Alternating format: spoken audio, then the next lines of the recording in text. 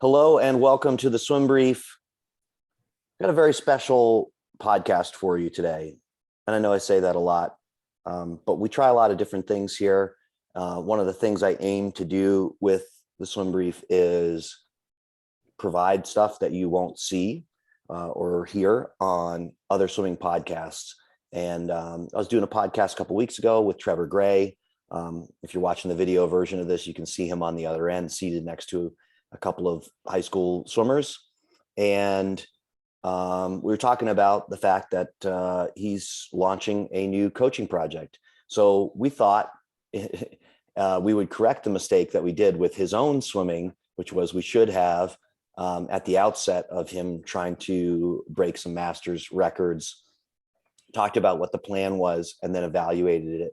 At the end, we thought we'd try to catch this moment right at the beginning of something new being put in place at University Place Aquatic Club, and actually get some swimmers in here, get some of their impressions, get some of their thoughts here at this early stage, and then be able to revisit things in several months and see what kind of stuff held up from this, what surprised people, what twists and turns this all took. Because I think beyond what kind of learning experience you guys are going to go through there, it's going to be a great learning experience. The audience of this podcast is a lot of swim coaches and a lot of, I should say, families and athletes from the club that I work at, Jersey Wahoos. And even though some of the training we're going to be talking about is pretty different, I think a lot of the concepts for coach athlete cooperation, development of training and all that stuff are pretty universal. So just to introduce everybody on the other end, we've got Trevor Gray.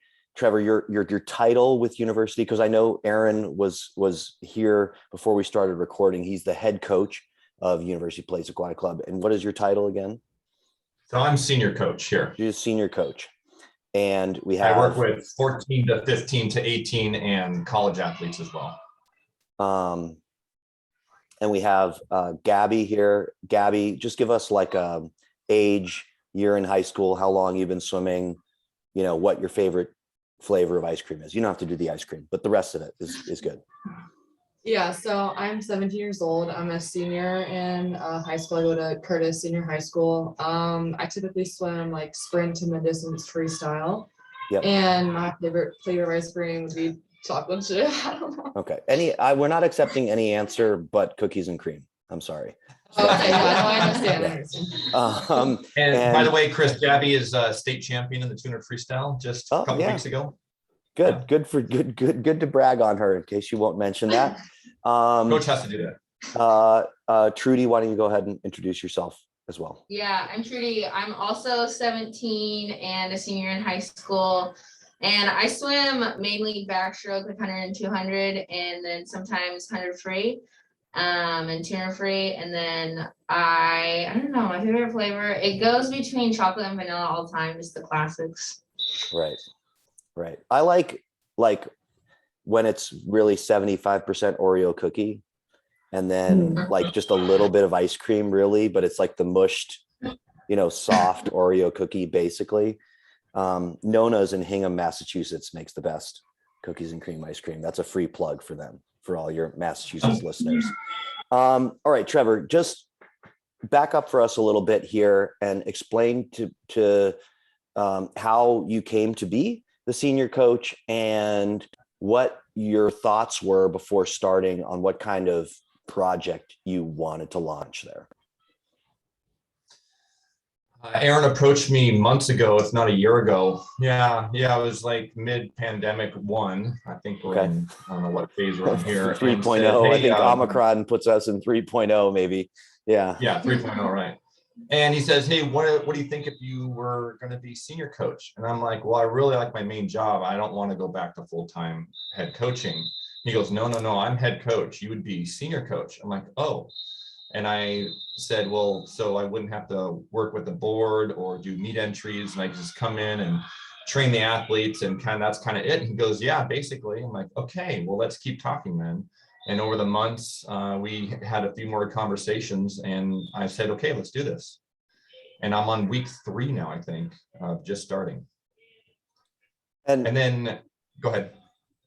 yeah, and how long, I mean, Trevor, we talked about this on previous podcasts before, but I'm trying to remember, when was the last time you were coaching year round? It's been almost 10 years, I think. Yeah. Yeah, I took a break and went and got my master's in exercise science, and then dabbled in a little bit of high school and college coaching. And before this opportunity came up, I'm like, this seems like a good fit. Let's go for it.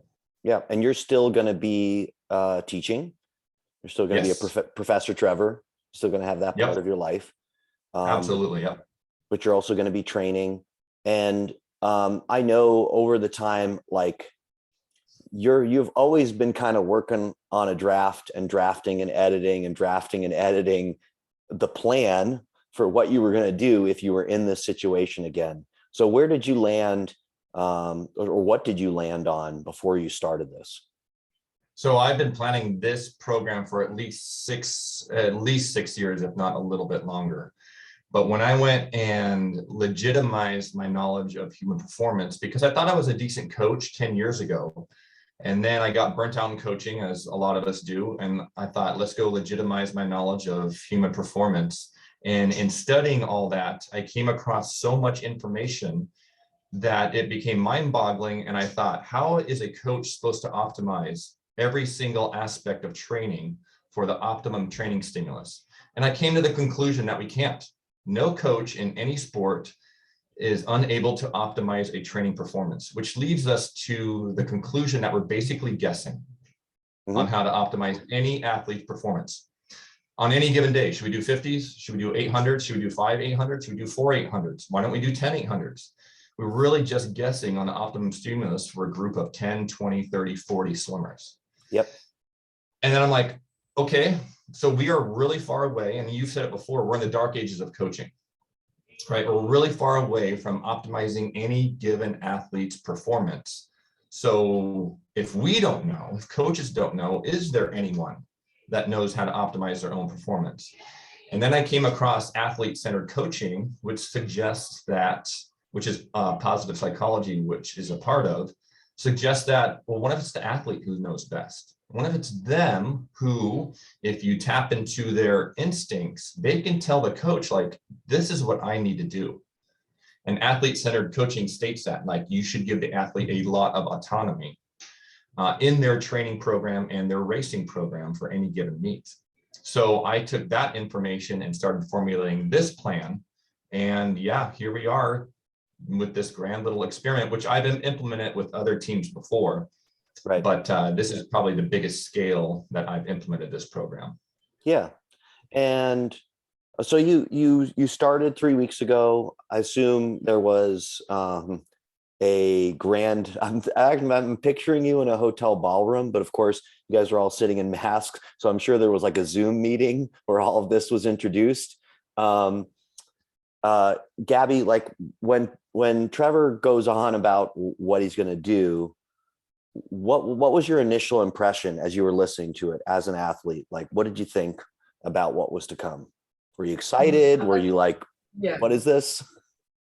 Oh, well, I was excited, and then I was kind of like, well, what have I been doing these past like 10 years when my coach has been telling me all these sets, and like, you know, it kind of put like not doubt in my coaches, but now I understand that like they don't really know what they're doing that much. And the fact that, you know, Coach Trevor brought that up and he's like admitting that they don't know what they're doing, but they're still gonna try their best in order to get us where we want to be. That and his whole plan, that just really excites me, you know, the future of swimming, and you know, we can all get better in some way, and this seems like the best way to me. Yeah, I do think you're touching on something there that I think is quite important, which is the sort of the humility. I found myself as I continue going on in coaching, admitting more and more what I don't know. You know, I have athletes every day who are asking me, you know, like, oh, my shoulder hurts right here. Like, what do you think's wrong? And I go, I'm not a doctor. I have no idea. And it's not a very satisfying answer to them at the first time they hear it, right? Because they're used to somebody like trying to diagnose what's going on, and then later I can see the same thought process you went through. They go like, huh, so all those people who did tell me, they weren't doctors either, how did they know what was going on? Yeah. Trudy, how about you? Did it change your perspective at all on what you've done swimming wise up to this point? I guess I was just like a little surprised, like that it was even like, I was like, wow, who even came up with this? Like, it's so genius, but it's also like, why don't more people know about it? And like, why isn't it more of a thing?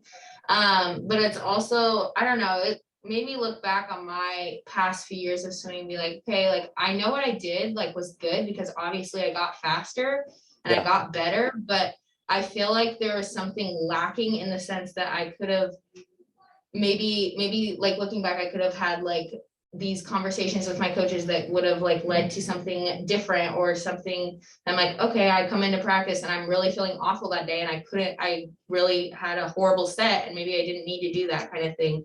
So like just little things like that might have, helped in the long run. But I don't know. I'm not necessarily like disappointed in my coaching at all, like in the past few years, but it's definitely giving me like more of like, wow, there's not just one way to do things. Like there's multiple ways to get better and get faster. So yeah. I mean, again, as I outlined this at the outset, I was telling you guys about doing 5 800s every Monday here at Wahoo's, and that's certainly pretty different if you look over the course of my own coaching career from how I might structure practice. But I've always been a believer that the structure of the practice is probably one of the least important factors in terms of how well people do. It's not that it doesn't have some effect. Of course, you can optimize what's in the practice for the people that are in the water, but it has a lot more to do with the way that the swimmers approach it and the way that the coach coaches it. It's the people on the other end, the sets and the repetitions and the rest intervals. That's just math, right? And human beings are not math problems. They're quite a bit more complex with that. Trevor, what kind of, I'm assuming in developing this, because I go through this too, whenever, for instance, I'm engaged in, doing a positive psychology educational program here in Wahoo's. And the thing I try to get better at every year is anticipating what's going to go wrong. So once I launch my little, like I just did a sequence on optimism, and I've started figuring out what goes wrong for people. What are the second order problems, third order problems that people run into trying to implement what I'm actually asking them to do? So to you, what are some of the sort of potential pitfalls of this that you see, and what's your best guess right now as to what you might do to address them? Specifically, one of the pitfalls is the first few weeks or months of implementing this is going to be messy. And we saw that yesterday. Yesterday's practice really bothered me, but I know that's what's going to happen because. Okay, tell me what happened yesterday. So this team seems to value circuit training. And so let's do some circuit training, right? Yeah. So yesterday I had 2 groups organize a set, a 40-minute set of circuit training.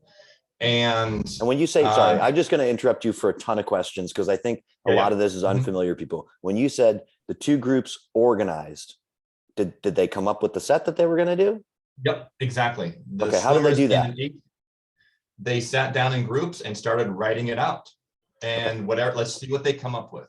Okay. And I didn't have really any input. I said, you have 40 minutes and this is the equipment we have. And I had everyone look out like, here's our pool, start imagining the set. Yeah. And they did it. And it took them about 10, 15 minutes. Mm-hmm. And it ended up being a girls group and a boys group, which was unplanned. It just happened to be that way. And middle school dance. Okay, got it. Yeah, the girls came up with it pretty quick. And then I flipped a coin and said, okay, the guys won. So we're going to do your set today. And next Tuesday, the girls are going to do their set for the entire team. And it took us a while to get going. And a lot of people didn't know what was happening. The idea here, though, the problem solving is we're going to do this same set for a few weeks. So next time we come in and do this guy set, they're like, oh yeah, we did this again. And then they're going to go, you know what, coach, I don't like that. This part of this set. Can we make it better? Like, yeah, we're going to make it better. And we're going to start designing and evolving this set to make it better. And so that's one of the problem solving aspects of it, is that they get their voice heard on how to make a set better for them. Yeah. So I think to just, you know, to the skeptics like listening, they're going to go immediately like, well, isn't that a gigantic waste of time? Like, I only have 90 minutes of pool time. I'm not going to spend 15 minutes of it letting the swimmers prepare practice when that's something I could do, right? As a coach. What do you say to that? Yes, correct. The first few weeks is going to eat into a little bit of pool time.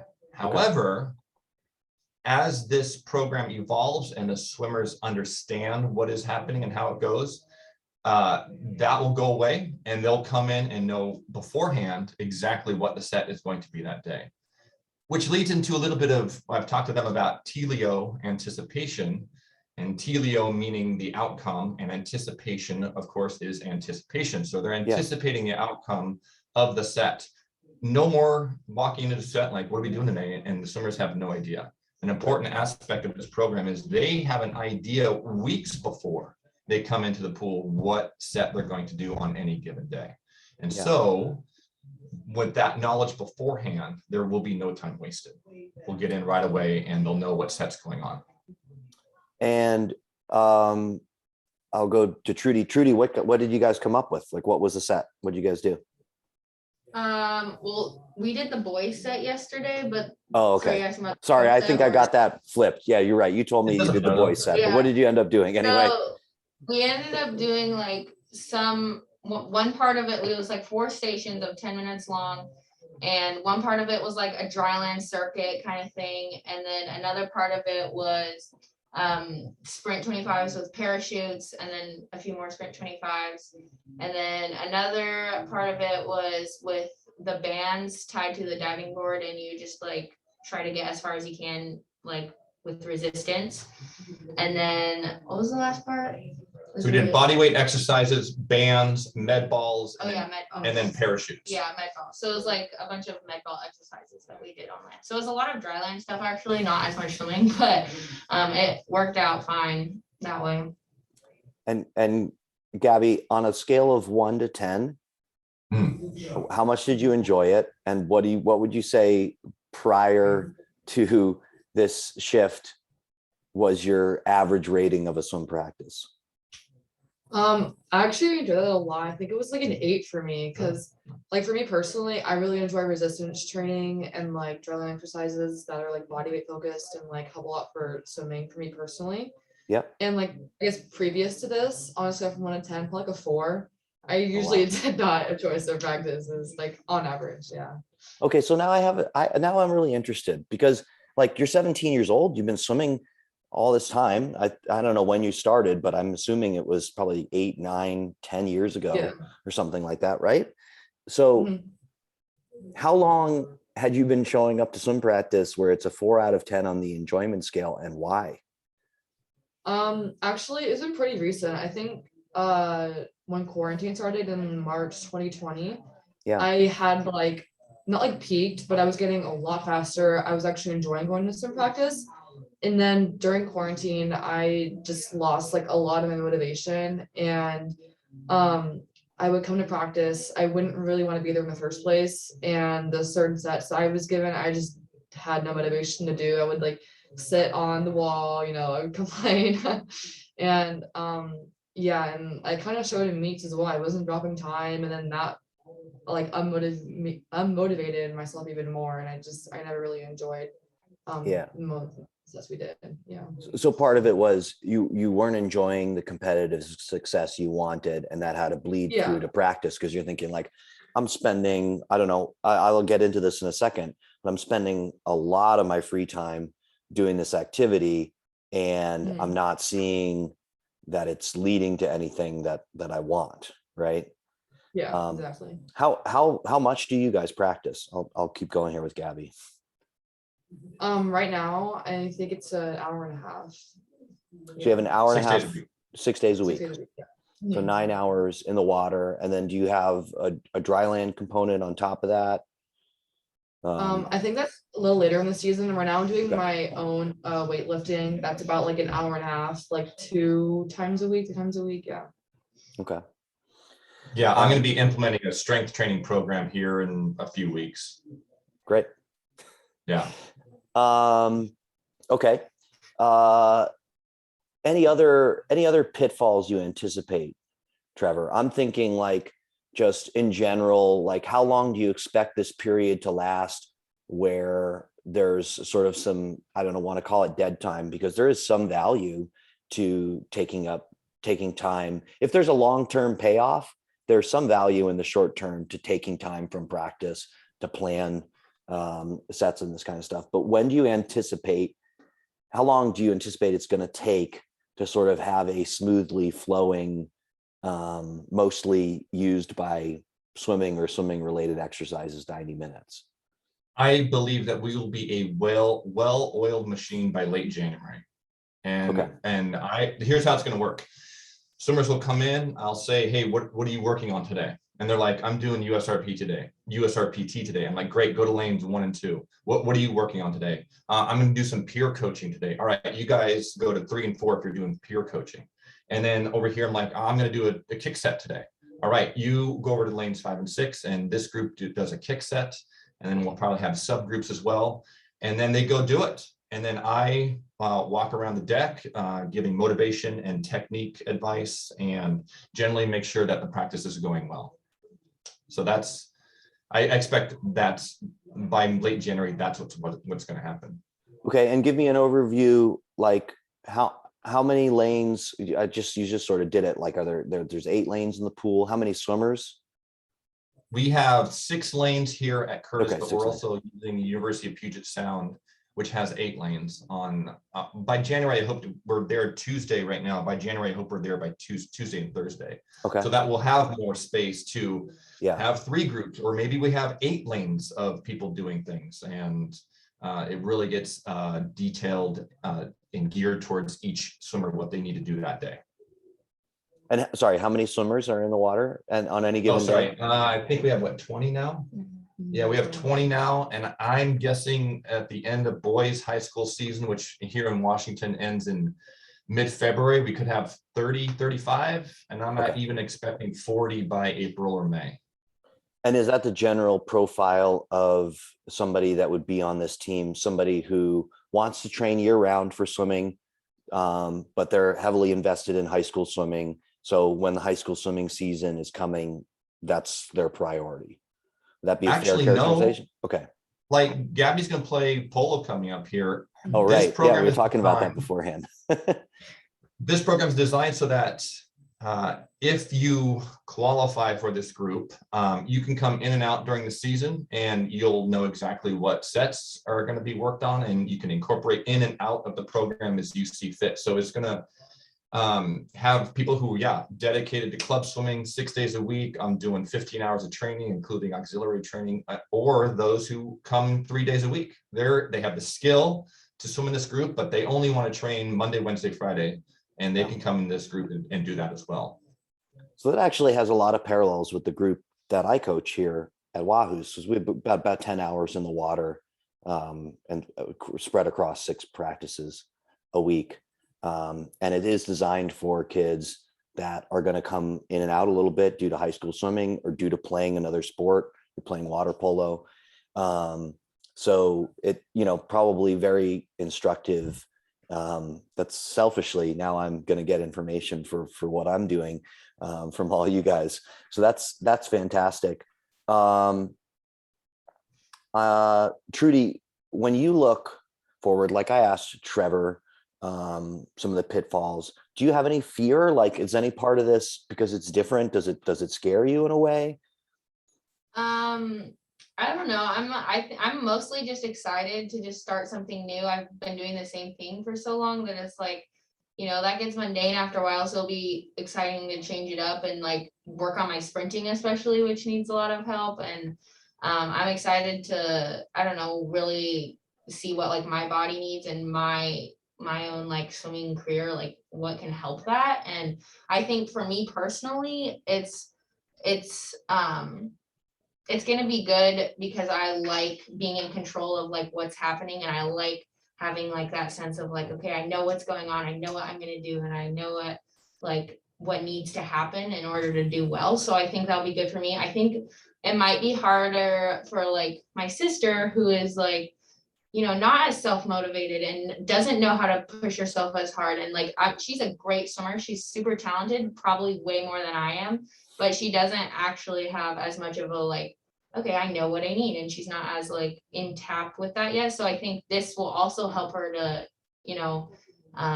get that like, okay, I need to figure out what I need, but it's also going to be harder for like, if you don't have as much self-motivation, then that might be a little bit more difficult. And obviously Trevor said like, it's going to be,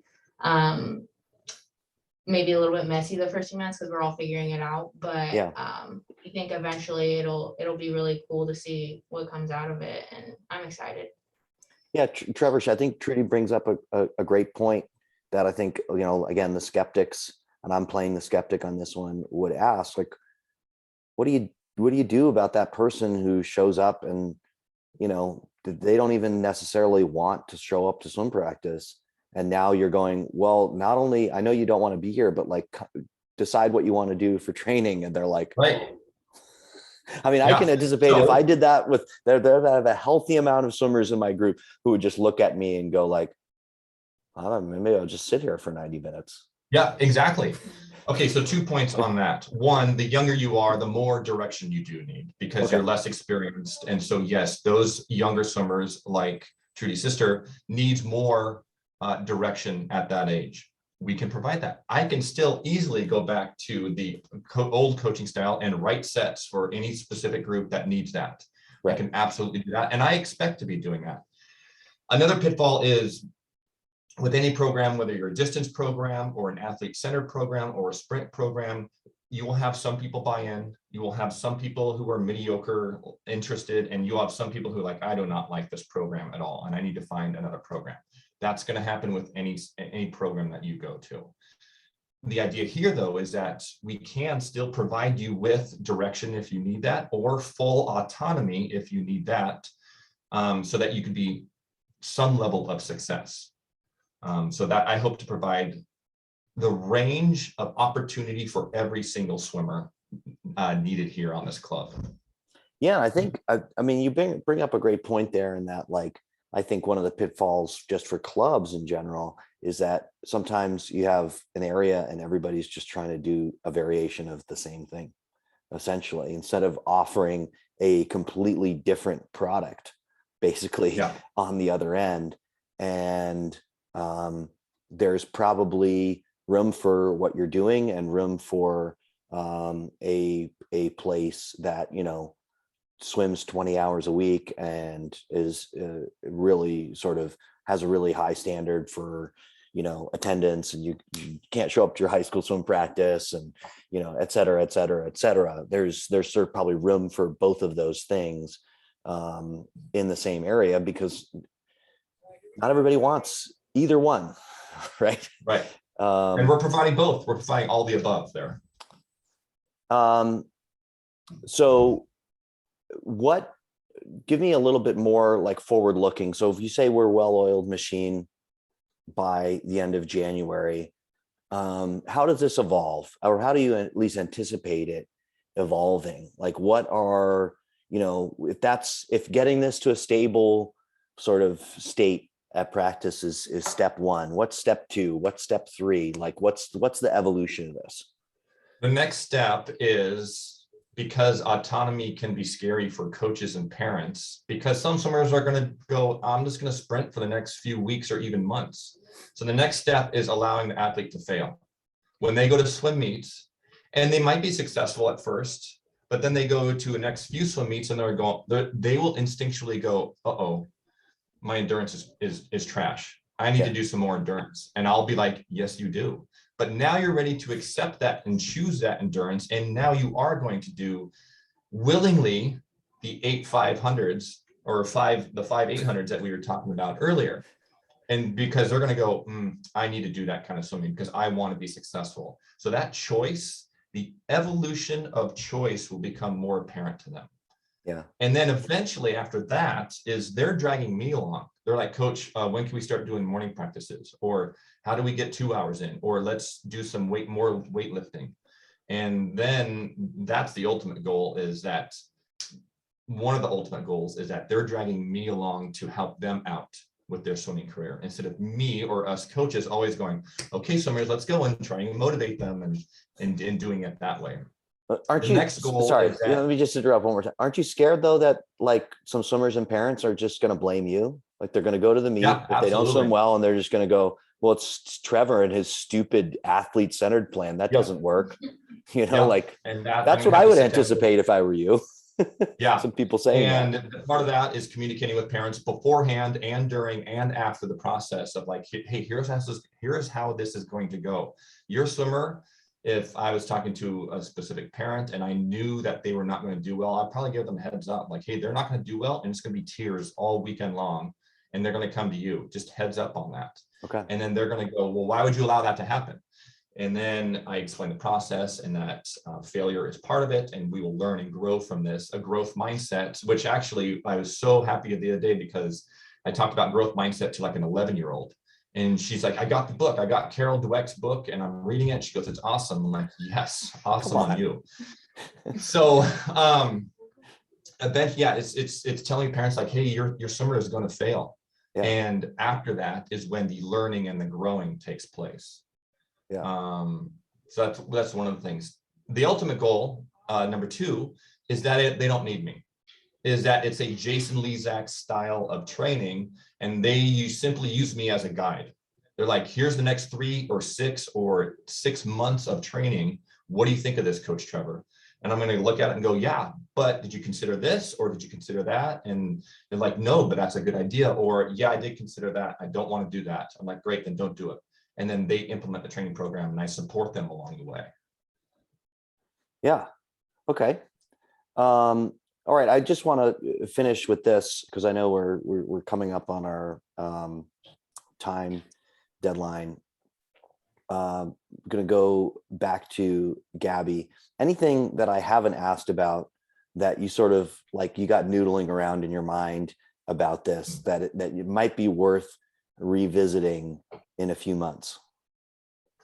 I'm not sure. I think maybe like I looking forward to the many US RPT sets that we're gonna do, but I'm also I'm interested in how like my endurance comes up, or like because I know that we call it like sets of value, which basically like touches on like your endurance and Yeah. like it's like 5,800 or something like that. And I just I like to see how much I'm willing to like put myself out there and do those sets of value. Or if I'm not feeling good in the water, am I just gonna quit or am I gonna push myself, or how will that play out in the end? What do you like about USRPT? I've coached USRPT before. I'm well known for saying many things about it, every other angle of it. So what do you like about it? I like that, Coach Trevor told us that like if you do this set, it will give you this time. And I kind of like that, clear and concise, like it's this kind of guaranteed that you're gonna go this time. And I before it was kind of vague, like, how am I gonna do it this to me? I have literally no idea how I'm gonna swim.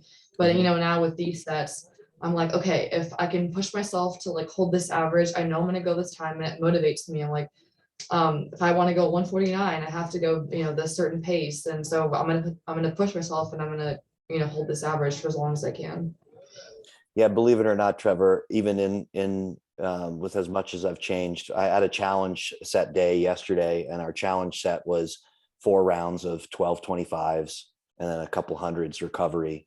And you had 2 rounds freestyle, 2 rounds non-freestyle. So I essentially recreated USRPT in a main set. And I just said to everybody, I was trying to think about like, how do I explain USRPT in 1 to 2 sentences with a loud fan blaring over my head and 40 No people way. in the water? No. And I just said, look, here's the goal.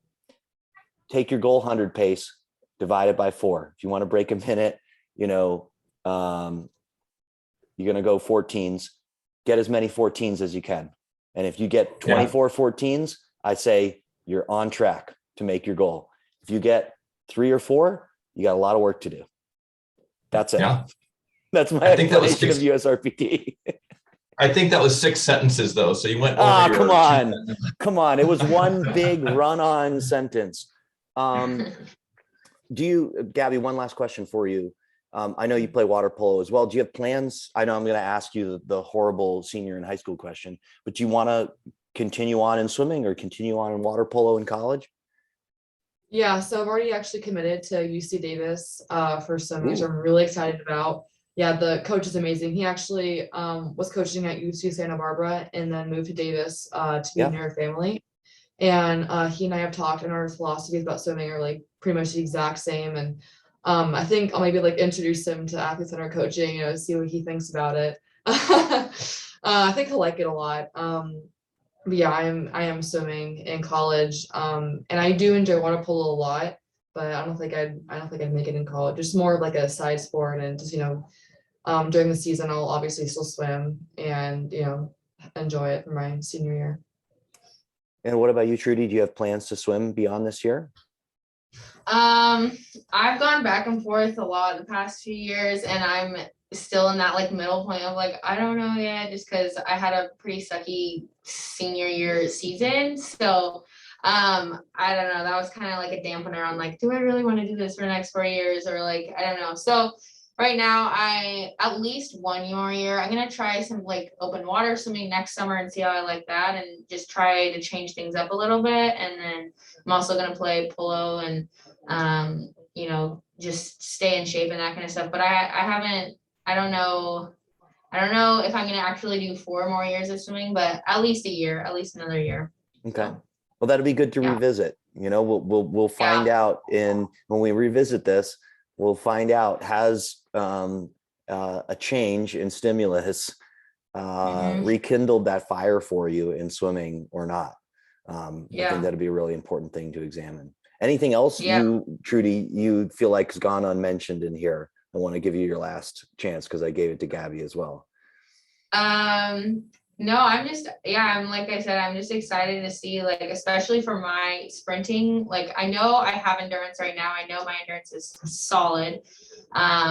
But like for me, like working on my 100 and 200 free and 100 and 200 back, like I'm really excited to see how, like, especially USRPT like works out, and if my endurance, like Gabby was saying, is like gonna stay intact.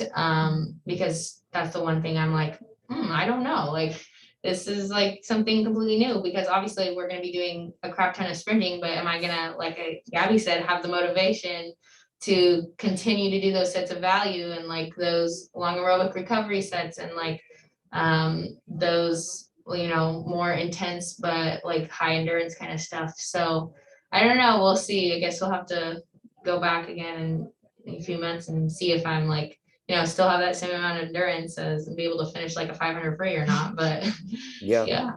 But hey, look, I just want to say, because I'm going to go to Trevor, and if you guys approach swimming anything like the way you've talked about it here, I find you both to be quite articulate about what you want to get out of the sport. So I think that's a really promising start for if you're going to do something like this. Trevor, any final words? Nope, I think they said it all right there, and I'm really looking forward to coming back in 6 or 12 months or whatever we decide, and we'll wait until it's going really well. We won't bring you on when you're in the dark place. We'll bring you on when things are going amazing, so we can give a good report. All cylinders. Yeah, when you're firing on all cylinders. Because I do have large ambitions for this team, and I briefly talked about them a couple of weeks ago on like going to national championships and Olympic trials qualifying and all that. So we'll see how that goes. Okay, great.